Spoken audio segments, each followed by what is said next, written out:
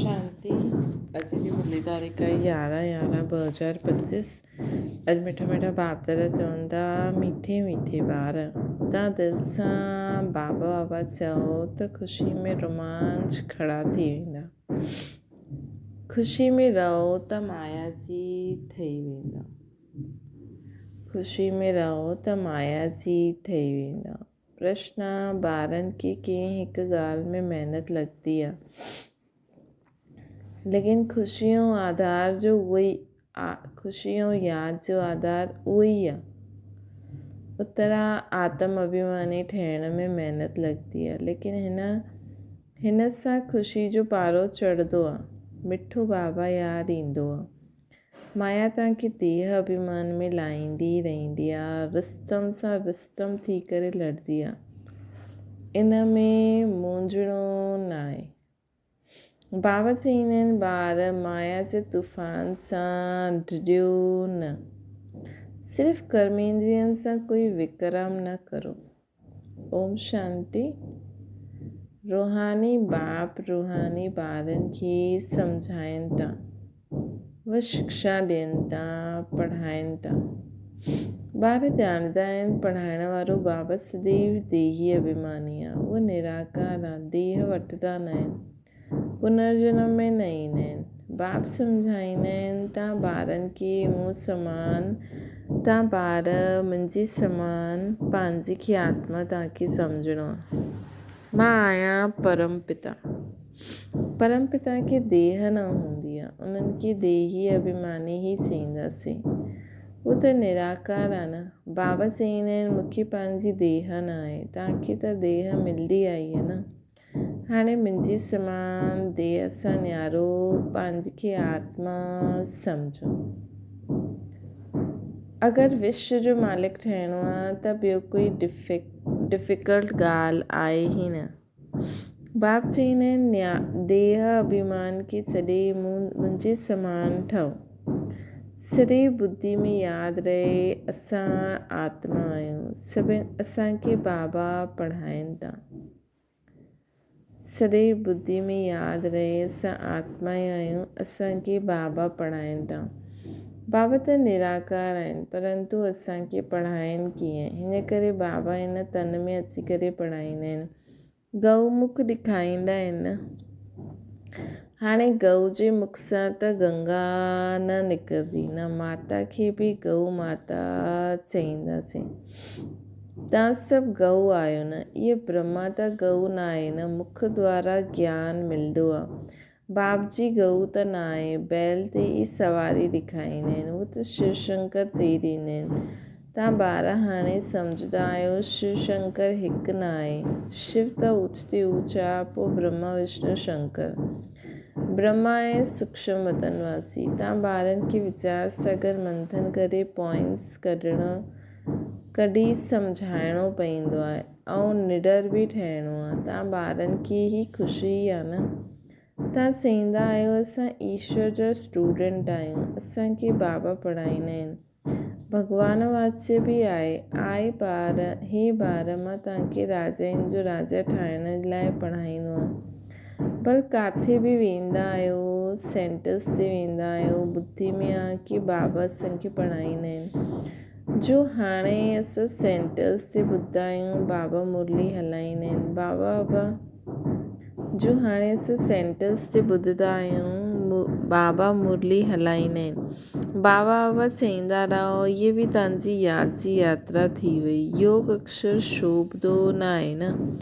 मनुष्य अमरनाथ बद्रीनाथ यात्रा करणु पैदल वेंदा आहिनि। हाणे तव्हां ॿारनि खे त वञिणो आहे पंहिंजे घर, तव्हां वेंदा आहियो। हाणे तव्हां ॼाणंदा आहियो, इहो बेहद जो नाटक पूरो थींदो आहे। बाबा आयल आहिनि, असांखे लाइक़ु ठाहे करे वठी वञण लाइ आया आहिनि। तव्हां ख़ुदि चईंदा आहियो, असां पतित आहियूं, है न।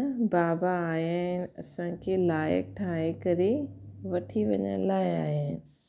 तव्हां ख़ुदि चईंदा आहियो, असां पतित आहियूं। पतित थोरी मुक्ति खे पाईंदा। बाबा चईंदा आहिनि, हे आत्मायूं, तव्हां पतित आहियो। उहो शरीर त पतित सम्झी गंगा में सनानु, उहो दुनिया में त शरीर खे पतित सम्झ। गंगा में सनानु करणु वेंदा आहिनि। आत्मा खे त उहा निर्लेप सम्झी वठंदा आहिनि। बाप सम्झाईंदा आहिनि मूल ॻाल्हि आहे ई आत्मा जी। चईंदा बि आहियूं पापात्मा पुण्यात्मा। इहे अक्षर हाणे सुठी रीति यादि करो। सम्झणो सम्झाइणो आहे। तव्हांखे भाषण आदि करिणो आहे। बाबा त गांव में गली गली में न वेंदा न, तव्हां घर घर में चित्र रखी छॾो। 84 जो चक्कर कीअं फिरंदो आहे। सीढ़ी ते वॾो क्लियर आहे न, है न। 84 जन्म कीअं वठंदा आहियूं। हाणे बाबा चईंदा आहिनि सतो प्रधान ठहो। पंहिंजे घर वञिणो आहे। पवित्र ठहिण बग़ैर त घर कोई वञी न सघंदो। इहे ई फुरनो लॻल आहे। ॾाढा ॿार लिखंदा आहिनि बाबा असांखे तूफ़ान ॾाढा ईंदा आहिनि, मनसा में ॾाढा ख़राबु ख़्यालात ईंदा आहिनि, अॻियां न ईंदा हुया। बाबा चईंदा आहिनि तव्हां इहे ख़्यालु न करो।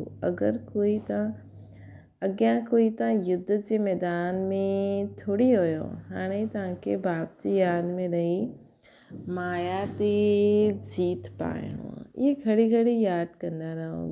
गांठ ॿंधी छॾियो।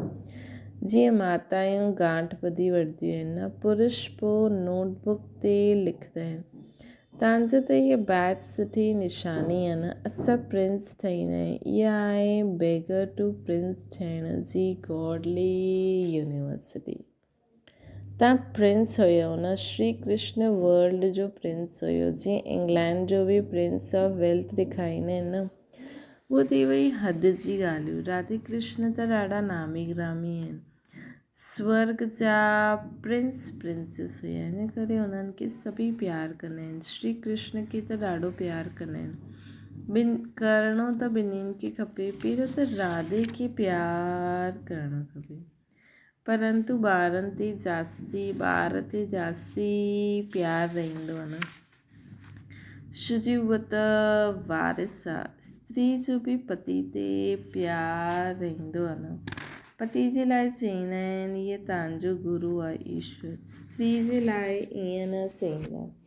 सत्युग में त माताउनि जी महिमा आहे न। पहिरियों लक्ष्मी आहे, पोइ नारायण आहे। अंबा जो केतिरो रिगार्ड रखंदा आहिनि। ब्रह्मा जी बेटी, ब्रह्मा जो एतिरो न आहे। ब्रह्मा जो मंदरु अक्सर अजमेर में हूंदो आहे। अजमेर में आहे जिते मेला लॻंदा आहिनि।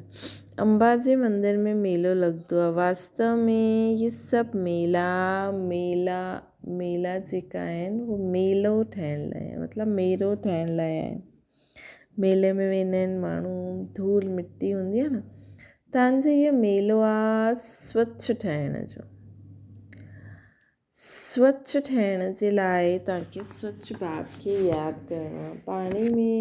पाणी में सनानु करण सां कोई पाप नाश थोरी थींदो। गीता में बि भॻवान वाच्य आहे मनमना भव। आदि ऐं अंत में इहे अक्षर आहे मनमना भव। तव्हां ॿार ॼाणंदा आहियो असां ई पहिरियों भक्ति शुरू कई हुई। सतो प्रधान भक्ति, पोइ सतो रजो तमो भक्ति हूंदी आहे। हाणे त ॾिसो मिटी पथर आदि सभिनि जी भक्ति कंदा रहंदा आहिनि। इहे सभु अंधश्रद्धा आहे।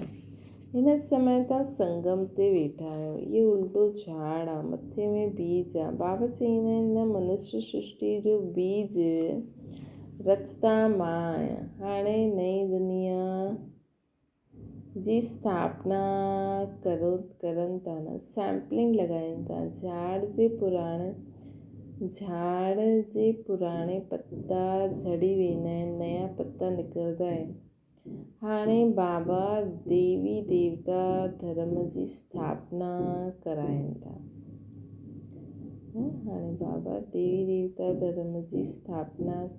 था।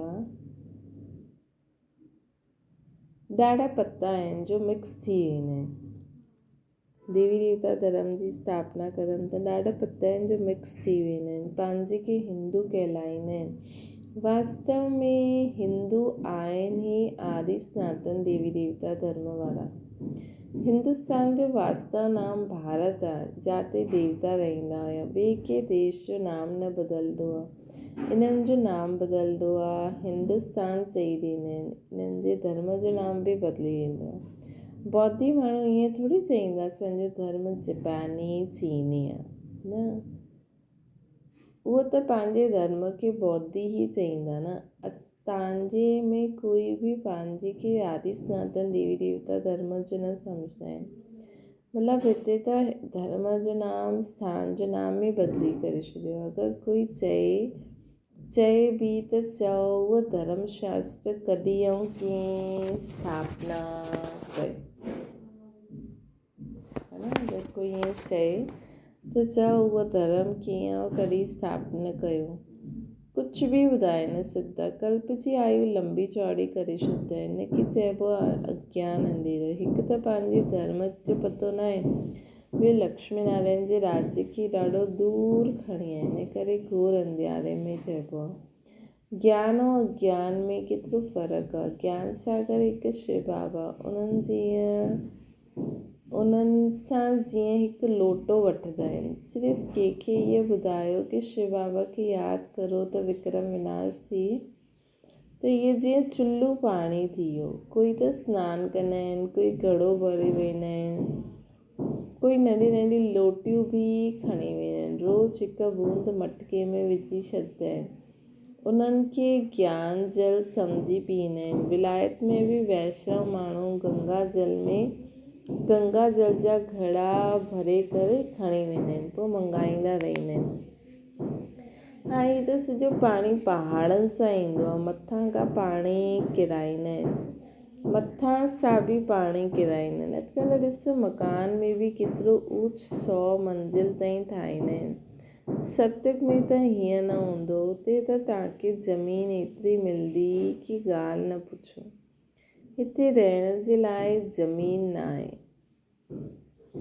तॾहिं एतिरी मंज़िल ठाहींदा आहिनि। उते अनाज बि अथाह पैदा थींदो आहे। जीअं अमेरिका में ॾाढो अनाज हूंदो आहे त जलाए ॾींदा आहिनि, इहो मृत्यु लोक आहे, उहो त अमर लोक आहे।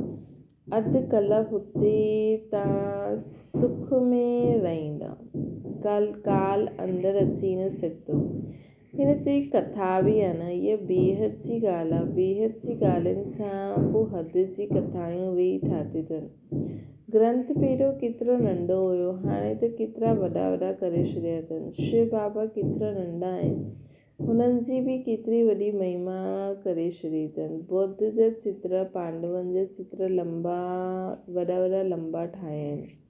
ईअं त आहे न, तव्हां ॿारनि खे त एम ऑब्जेक्ट जो चित्र घर घर में रखिणो खपे। असां पढ़ी करे इहे ठाहींदासीं, पोइ रोइणो थोरी खपे। जो रोईंदा आहिनि उहे खोईंदा आहिनि, देह अभिमान में अची वेंदा आहिनि। तव्हां ॿारनि खे आत्म अभिमानी ठहिणो आहे, इन में महिनत लॻंदी आहे। आत्म अभिमानी ठहिण सां ख़ुशी जो पारो चढ़ंदो आहे। मिठो बाबा यादि ईंदा आहिनि। बाबा सां स्वर्ग जो वरिसो था वठूं। बाबा असांखे न भाग्यशाली रत में अची करे पढ़ाईंदा आहिनि। राति ॾींहुं बाबा बाबा यादि कंदा रहो। तव्हां अधु कल्प जे लाइ आशिक़ आहियो न।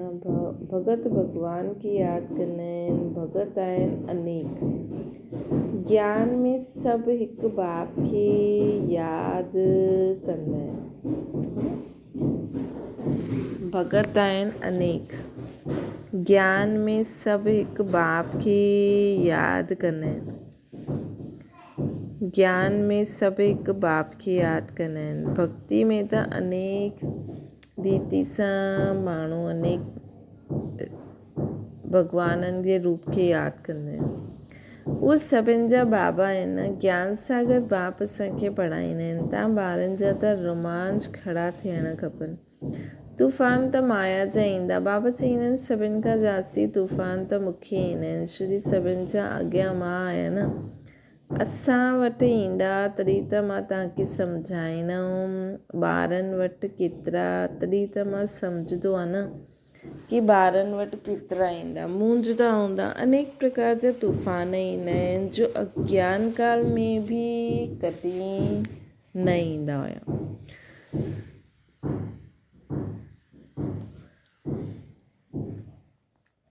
है न, जो अज्ञान काल में बि कॾहिं न ईंदा उहे बि ईंदा आहिनि। पहिरियों मूंखे अचणा खपनि, न त मां ॿारनि खे कीअं सम्झायां, है न। त बाबा चवंदा आहिनि पहिरियों मूंखे अचणा खपनि, न त मां ॿारनि खे कीअं सम्झायां। इहे फ्रंट में आहे न, रुस्तम आहे त माया बि रुस्तम सां रुस्तम थी करे लड़दी आहे। मल्ल युद्ध में सभु हिकु जीअं न हूंदा आहिनि, फस्ट सेकेंड थर्ड ग्रेड हूंदी आहे। बाबा वटि सभिनि खां जास्ती तूफ़ान ईंदा आहिनि। इन करे बाबा चवंदा आहिनि तूफ़ाननि सां ड्रिजो न, सिर्फ़ु कर्मेंद्रियनि सां कोई विक्रम न करो, है न। बाबा चवंदा आहिनि कि जेका बि तूफ़ान आदि ईंदा आहिनि हिननि सां ड्रिजो न, सिर्फ़ु कर्मेंद्रियनि सां कोई विक्रम न करो। कई चवंदा आहिनि ज्ञान में आया आहियूं त शायदि इहो छो थींदो आहे, इन सां त ज्ञान न वठूं त सुठो आहे। संकल्प ई न ईंदा आहिनि, संकल्प ई न ईंदा आहिनि। अरे इहे त युद्ध आहे न।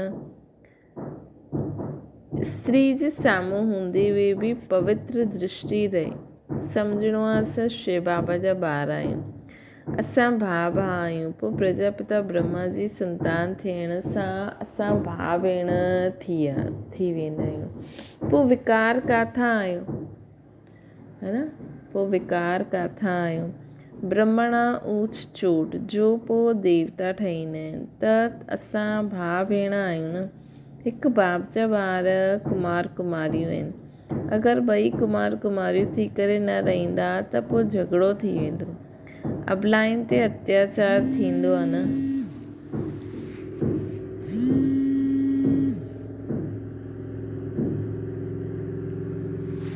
अबलाइन ते अत्याचार थींदो आहे न। पुरुष बि लिखंदा आहिनि असांजी स्त्री त जीअं पूतना आहे, ॾाढी महिनत आहे। जवाननि खे त ॾाढी महिनत थींदी आहे। जो गंधर्वी विवाह करे इकट्ठा रहंदा आहिनि, कमाल त उन्हनि जी आहे। उन्हनि खे ॾाढो ऊच पद थी सघंदो आहे, परंतु जॾहिं अहिड़ी अवस्था धारण करनि, ज्ञान में तिखा थी वञनि। अच्छा, मीठी मीठी सिकिल ते ॿारनि प्रति माता पिता बाप दादा जो यादि प्यार ऐं गुड मॉर्निंग। रूहानी बाप जी सभिनि रूहानी ॿारनि खे नमस्ते। असांजी बि रूहानी माता पिता बाप दादा खे यादि प्यार गुड मॉर्निंग ऐं नमस्ते।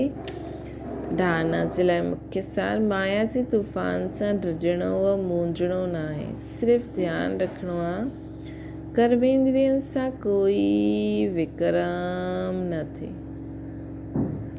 ज्ञान सागर बाबा असांखे पढ़ाईंदा आहिनि, ख़ुशी में रहणो आहे, है न। ज्ञान सागर बाबा असांखे पढ़ाईंदा आहिनि, ख़ुशी में रहणो।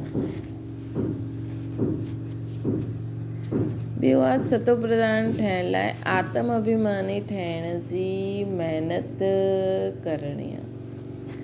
सतो प्रधान ठहिण लाइ आत्म अभिमानी ठहिण जी महिनत करणी आहे। ज्ञान जो वीचार सागर मंथन करिणो आहे, यादि जी यात्रा में रहणो आहे। वरदान, शुभ चिंतन द्वारा ज्ञान सागर में समाइण वारा अतीन्द्रिय सुख जे अनुभवी ठहो। जी सागर जे अंदरि रहण वारे जीव जंतु सागर में समायल हूंदा आहिनि न, ॿाहिरि न निकिरणु चाहींदा आहिनि। मछली बि पाणी जे अंदरि रहंदी आहे, सागर व पाणी ई उनजो संसार आहे। ईअं तव्हां ॿार बि शुभ चिंतन द्वारा ज्ञान सागर बाप में समायल रहो, है न। शुभ चिंतन द्वारा ज्ञान सागर बाप में समायल रहो। जेसि ताईं सागर में समाइण जो अनुभव न कयो, तेसि ताईं अतीन्द्रिय सुख जे झूले में झूलण जो, सदा हर्षित रहण जो अनुभव न करे सघंदा। इन जे लाइ स्वयं खे एकांतवासी ठाहियो, अर्थात सर्व आकर्षणनि जे वाइब्रेशन सां अंतर्मुखी थी वञो।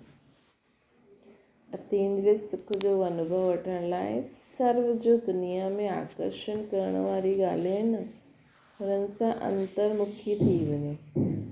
लोगन पंहिंजे चहिरे खे अहिड़ो हलंदो फिरंदो म्यूज़ियम ठाहियो जंहिंमें बाबा बिंदु ॾेखारे मिले। अव्यक्त इशारो पंहिंजे खे शरीर जे बंधन सां न्यारो ठाहिण लाइ ख़ुदि खे अवतार सम्झो।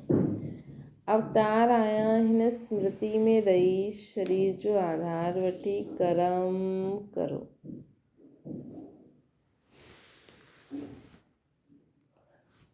मां अवतार आहियां हिन स्मृति में हिन शरीर जो आधार वठी कर्म करो, लेकिन कर्तापन जे भान सां न्यारो थी करे कर्म करो।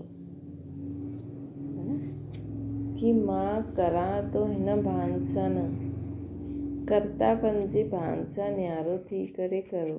मां कयो, मां कंदो हिन संकल्प खे बि समर्पित करे छॾियो। बाबा ही मूंखां कराईंदा त कर्म जे बंधन सां मुक्त थी वेंदा। देह में हूंदे हुए विदेही